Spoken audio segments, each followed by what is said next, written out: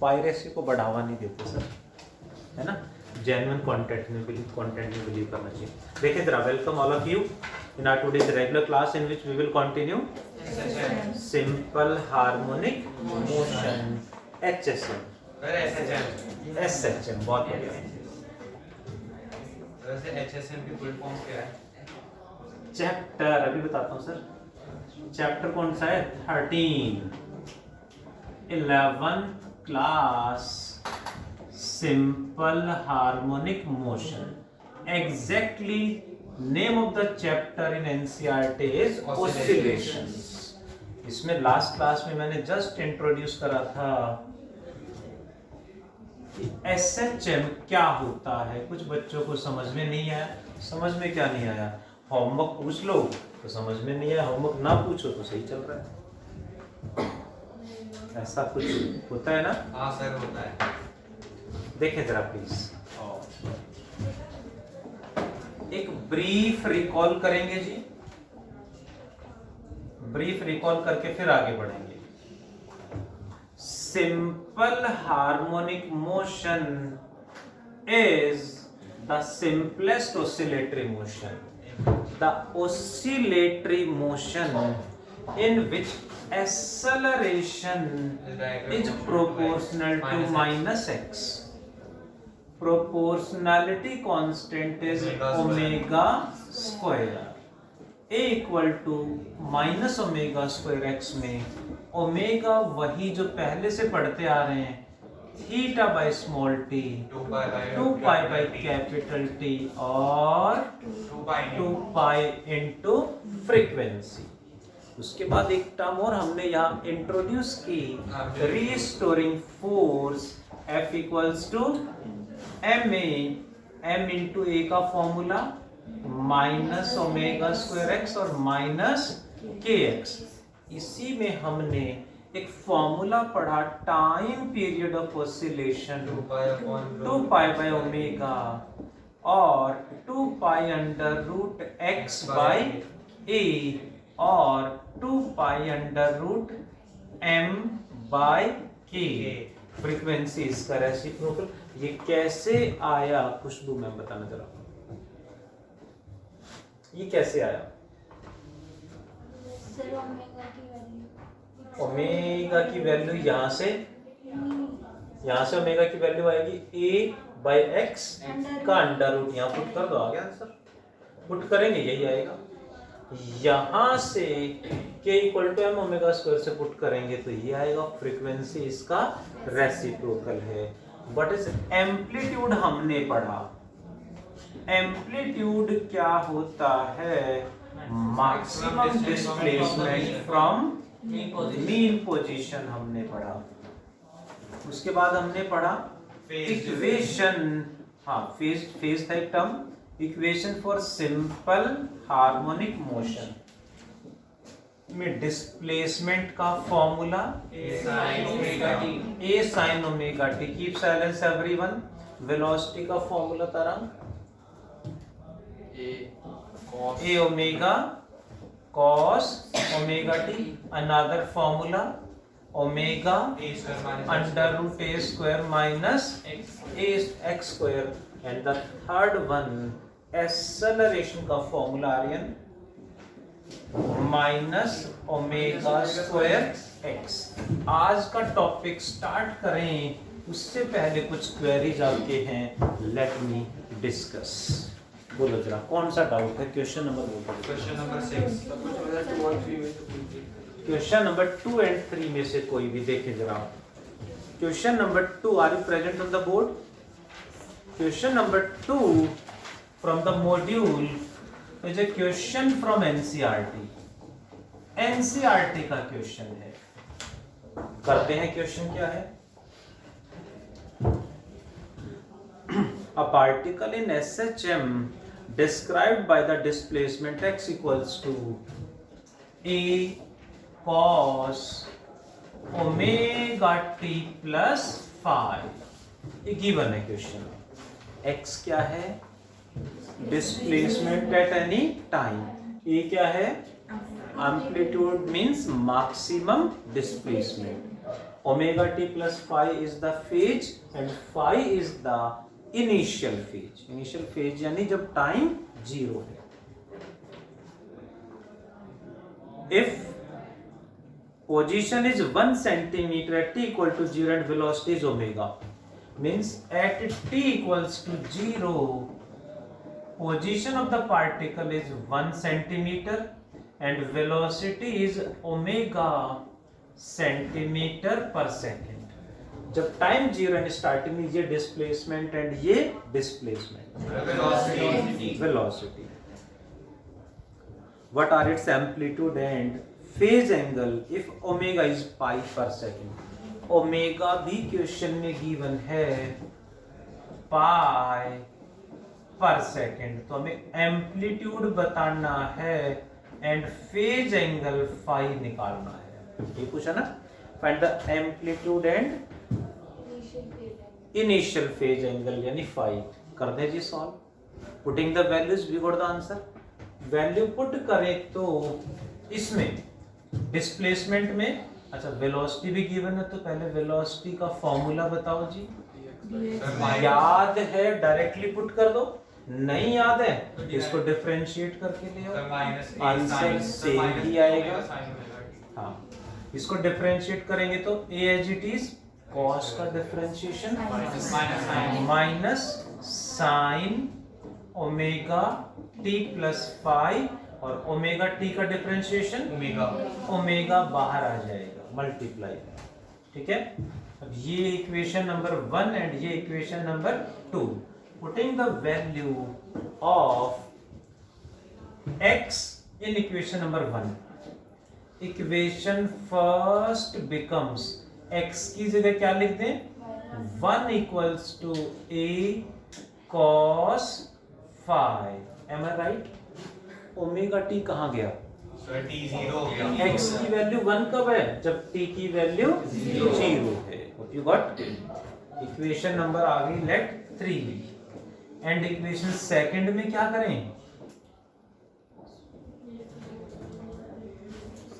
v की value कितनी आई? Omega. Put कर दो यहाँ पे, यहाँ पुट करें omega equals to minus a omega sine phi. Am I right? ये ओमेगा टी कहाँ गया? टी 0 पे ये वैल्यू है, तो यानी यहाँ पे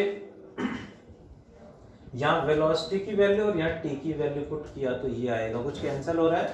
ओमेगा से ओमेगा गेट कैंसिल। सर 3 और सर को 2 और 4 को सर वो कर दो, तो 3 और 4 को डिवाइड कर दो।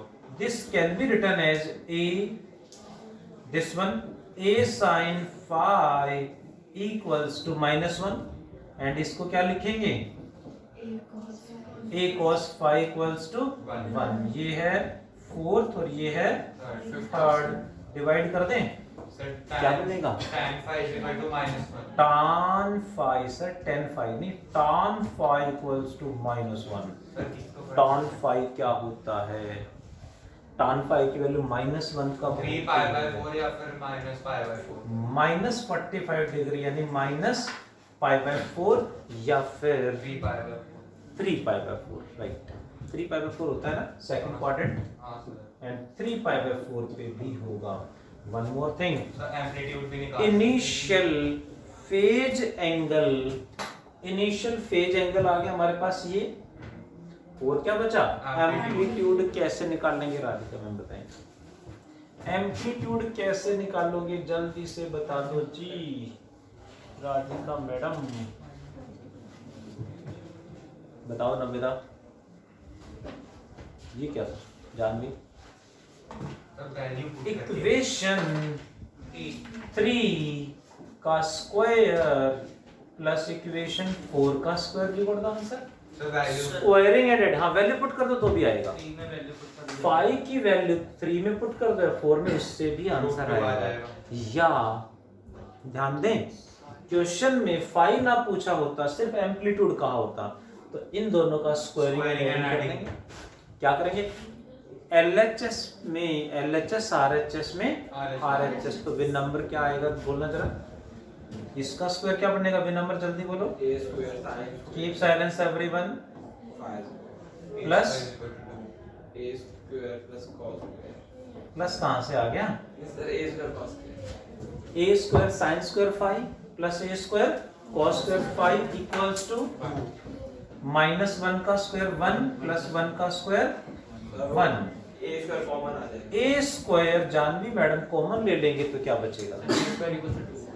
ए स्क्वायर इज इक्वल टू 2। ये कहाँ चले गए? पता identity? Yes sir. Sine square five plus cos square five equal to One. One. A square is 2 तारांक जी, तो ये क्या होगा? रूट 2 आ जाएगा। ये सेंटीमीटर में दे रखे हैं तो ये भी सेंटीमीटर में ही आएगा। क्वेश्चन नंबर 3 भी ऐसा ही है। फर्स्ट क्वेश्चन भी ऐसा है, थोड़ा सा शायद ऐसा ही है, सेकंड भी ऐसे, थर्ड क्वेश्चन भी लगभग सेम है। फोर्थ क्वेश्चन पे चलते हैं, इसमें कोई doubt? No sir. Sure? Sir sure sir. देखिए जरा प्लीज, हमने चैप्टर को रिकॉल करा, बेसिक टर्म्स, एंड आपके डाउट पे आ गए। देखिए जरा एक क्वेश्चन और ले लेते हैं। क्वेश्चन नंबर 4 है। सही है, समझते हैं जरा। Question number 4, time period of a body executing SHM is 2 seconds. Time period of oscillation is 2 seconds. 2 seconds. After how much time will its displacement be half the amplitude?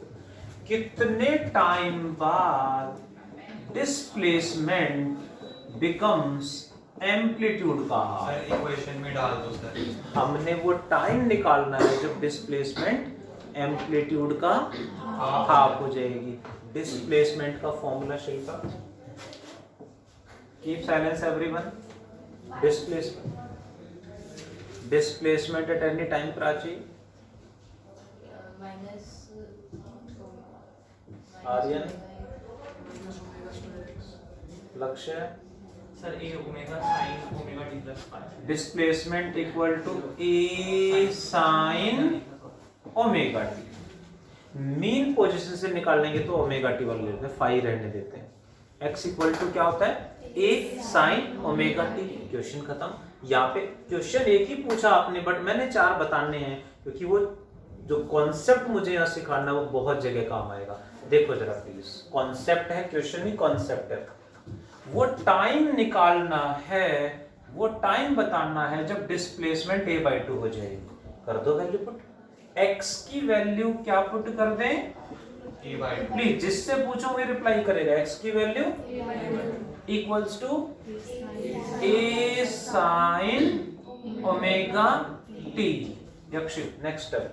Sir a से a काट दो। A से A cancel हो जाएगा। Keep silence everyone please. Sine omega t is equals to what Priyanka? Sine omega t क्या आ गया? 1/2। Omega t क्या है? एंगल। साइन के साथ क्या होगा? एंगल, जिसे हम क्या बोलते हैं? फेज। हम एंगल नहीं, यहां SHM and next chapter waves में फेज बोलेंगे।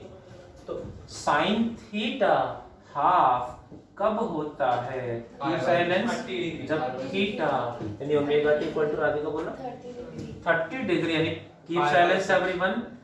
30 डिग्री यानी π/3, π/6 या π/4? π/6। हमेशा न्यूमेरिकल सॉल्व करते time angle must be taken in radian, pi की टर्म्स में, रेडियन की फॉर्म में रखना है।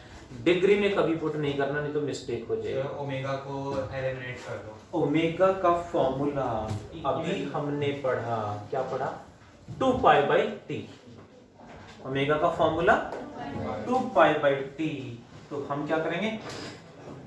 t दे रखा है ना, ओमेगा की जगह लिखेंगे 2π/T multiplied by small t equals to π/6। Pi से पाई कैंसल हो जाएगा। Keep silence Tara. t equals to Neha 2 नहीं t/2 t/2 keep silence please Neha, make it correct. चल कैपिटल T बाय 12। तो 1/6 1/6 आ जाएगा, t की वैल्यू 2 है। टी की वैल्यू 2 है। 2 सेकंड दे रखी है, वो ये क्वेश्चन है। टी की वैल्यू 2 सेकंड गिवन है, तो यहाँ 2/12 यानी 1/6 1 सेकंड आ जाएगा। 1/6 आएगा। 1/6 आएगा। 1/6 राइट। थैंक यू जी। अब यहां से मैंने क्या सिखाना है, कुछ अलग क्या है, डिफरेंस क्या है, डिफरेंट क्या है, ये है मैथमेटिक और magic of function, magic of sine function, magic of cos function. हम साइन कोस को ड्रॉ तो कर लेते हैं, बट उसके बारे में रियलिटी नहीं पता होती, उसके डीप में नहीं जाते। थोड़ा सा समझाने की कोशिश करूंगा। साइन एंड कोस फंक्शन आ गया, एसएचएम समझ में आ गया, वेव समझ में आ गया, 12th में अल्टरनेटिंग करंट समझ में आ गया, कई चैप्टर समझ में आ गए। Wave optics. जी सर, करें सॉल्व, देखें जरा प्लीज एवरीवन। ये है एमपी, एमपी बोले तो Madhya Pradesh. Pradesh. Mean position, member of parliament. Member of parliament भी होता है, महिपालपुर भी हो सकता है। चलिए टॉपिक पे आते हैं। पार्टिकल यहां से चला, एक्सट्रीम पोजीशन पे पहुंचा, वापस आया, यहां आया, फिर ऑपोजिट एक्सट्रीम पे पहुंचा, फिर वापस चला गया। Hope you got. जो मुझे सिखाना है सीखते चले जाए प्लीज। ये एक्सट्रीम, ये भी एक्सट्रीम पोजीशन, ये मीन पोजीशन। यहाँ x की वैल्यू कितनी, यहाँ x की वैल्यू -a, यहाँ x की value +a। Hope you got. यानी ये है amplitude, maximum displacement from mean position. Are you present? Mean position पे टाइम कितना है, 0। एक्सट्रीम पोजीशन तक जाने में टाइम कितना लगेगा जी, t/4। कैसे समझते हैं जरा, वन ऑसिलेशन का मतलब समझते हैं जरा। यहां से चले, यहां पहुंचे, 1 2 3 4, वन ऑसिलेशन कंप्लीट हो गया, जिसका time taken is capital T, known as time period. ठीक है, यहां तक 1 2 3 4 टाइम पीरियड। यहां तक जाने में कितना टाइम लगा, t/4। कैसे आया, सेम वही। कहां तक जानने में, x की वैल्यू a, यहां x की वैल्यू a पुट करके सॉल्व करोगे तो ऑटोमेटिकली t/4 आएगा। सर जरूरी थोड़ी है t/4, क्योंकि एक्सेलरेशन तो वेरिएबल है और वेलोसिटी भी वेरिएबल है। हाँ सर, तो टाइम वेरी नहीं करेगा। You are right sir. Time तो हमेशा वेरी करता है। t/4 टाइम, बिल्कुल ठीक बात है। करें सॉल्व, वही तो समझाना चाह रहा हूँ सर। ये तो फंक्शन का खेल है। कितना, कहाँ का टाइम निकालना है, जब x की वैल्यू क्या हो जाए, a। x की वैल्यू यहाँ a पुट कर दूं, आर यू प्रेजेंट? a लिखेंगे, a से ही कटेगा, साइन ओमेगा t कितना आएगा, 1। ओमेगा t कितना, π/2। ओमेगा की वैल्यू पुट करके सॉल्व करोगे तो t/4 आएगा, इसलिए मैंने t/4 लिखा। यू कैन प्रूव, तरीका मैंने सिखा दिया है। Hope you got. आगे बढ़ जाऊं। तो ये डिस्प्लेसमेंट की इक्वेशन में x को बस a पुट कर देना। जितने डिस्प्लेसमेंट के लिए टाइम बताना यहाँ पुट करो, यू गॉट द आंसर। अब नेक्स्ट पॉइंट पे चलते हैं। तो चलते हैं। यहां से मीन पोजीशन से यहां तक लगा t/4, यहां से हाफ तक जानने में, यानी x की वैल्यू a/2 होने में कितना टाइम लगेगा जी। अभी हमने निकाला, t/12। कितना आया, t/12। जो लक्ष्य जो आप कहना चाह रहे हो ये है कि वेरी नहीं करेगा, कर रहा है। Please be present on the board. Total में कितना टाइम लग रहा है, t/4। हाफ में t/12, तो नेक्स्ट हाफ में,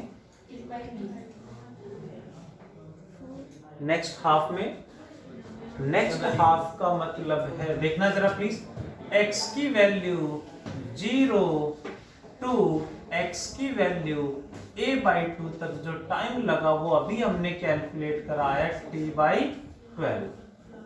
नेक्स्ट क्वेश्चन पे चला, सर t/6 होगा। x की वैल्यू a/2 टू x की वैल्यू a तक जानने में कितना टाइम लगेगा, t/6। इसमें जो लगेगा कैसे निकालें, टोटल में से ये माइनस करना। यहां तक का टाइम कितना है t/4, यहां तक का हमने कैलकुलेट किया t/12, माइनस करेंगे t/4 माइनस t/12, आंसर आएगा t/6, जो मैंने बताना है ध्यान दें 2t/12। बात तो एक ही है, 2t/12 चलेगा, चल जाएगा सर। 2t/12, इसका मतलब समझना है। यही साइन फंक्शन का खेल है कि रेट वेरी कर रहा है। पहले हाफ डिस्टेंस में जितना टाइम लगा उसका डबल टाइम नेक्स्ट हाफ में लग रहा है। मतलब पहले वेलोसिटी में चेंज क्या था, ज्यादा था, उसके बाद कम चेंज आ रहा है, रेट ऑफ चेंज कम है। हालांकि यहाँ वेलोसिटी वेरिएबल है, एक्सेलरेशन भी वेरिएबल है। फिर मैं क्लियर कर दूं, साइन फंक्शन या कोस फंक्शन कभी भी कहीं भी आ जाए, हमने वेरिएबल फोर्स साइन फंक्शन बना लिया, फोर्स डिपेंड्स ऑन साइन, तो फोर्स में भी 0 से मैक्सिमम तक जानने में इतना ही टाइम लगेगा, हाफ तक जानने में ये टाइम लगेगा, हाफ से मैक्सिमम तक ये टाइम लगेगा। यानी पहले हाफ में t/12, नेक्स्ट हाफ में 2t/12। पहले हाफ में जितना टाइम लग रहा है उतना ही डिस्टेंस नेक्स्ट हाफ में डबल टाइम लग रहा है, टाइम डबल हो रहा है। यही तो हमने ध्यान नहीं दिया, शायद आप प्रेजेंट है तो सुनेंगे, साइन की वैल्यू 0 डिग्री से 30 डिग्री तक जानने में कितनी बढ़ती है, हाफ, एंड 30 डिग्री से 90 डिग्री तक वो भी हाफ। पहले 30 डिग्री में हाफ हो गया, अगले 60 डिग्री में, 30 से 90 तक अगले 60 डिग्री में हाफ हो रहा है value. Hope you are getting. वो साइन फंक्शन है, मैथ्स में उतना उस तरह से पता नहीं कैसे आप डील करते हैं। यहाँ फंक्शन तो पढ़ लिया सर, साइन फंक्शन ना लेकिन ऐसे नहीं पढ़ा। अच्छा ठीक है। हाँ, एस क्या होता है, मैथ्स मतलब मैथ्स पढ़ते हैं, फिजिक्स मतलब फिजिक्स पढ़ते हैं, otherwise the reality is what हमें मिक्स करके पढ़ना चाहिए। स्पेशली जेई एडवांस लेवल पे जानना है तो हमें मिक्स करना ही पड़ेगा, और कोई ऑप्शन नहीं है। ठीक है, चलिए टॉपिक पे आते हैं। मैं कभी भी दूसरे किसी बैच में चला जाता हूँ तो वहाँ पे मुझे ये बताना होता है कि why you are studying differentiation, why you are studying integration, reason क्या उसका। चलिए टॉपिक पे आते हैं। अभी तो पहले हाफ में कितना टाइम t/12, नेक्स्ट हाफ में 2t/12 यानी t/6। आगे बढ़ जाऊं, यहां से यहां तक आने में आप कितना टाइम t/12, यहां से यहां तक t/12, तो ये भी t/12 होगा, यहां t/6 ही रहेगा, ध्यान रहेगा। अब आगे बढ़े तो यहां से हाफ तक t/12, नेक्स्ट हाफ में 2t/12, वापस जाएंगे तो हाफ में 2t/12 और इधर हाफ में t/12, याद रहेगा। जेई में क्वेश्चन आया, time taken to go from mid position on one side to mid position on other side का मिनिमम टाइम कितना लगेगा।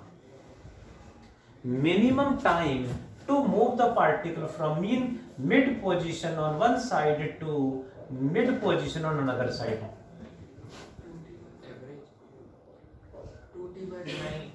t/12 plus t/12, 2t/12। नहीं सर, सर, t/6 पहले वो ऊपर जाएगा। पहले सर ऊपर जाएगा। Minimum time sir, okay, sir 2t/12 तो नीचे मिनिमम देखो ऑब्वियसली यहां से ऐसे जाके आएगा वो भी आंसर होगा, लेकिन मिनिमम टाइम कह दिया तो फिर जब वहां से जाके वापस आ रहा होगा यहाँ पे और फिर इधर चलेगा, ये मिनिमम टाइम होगा।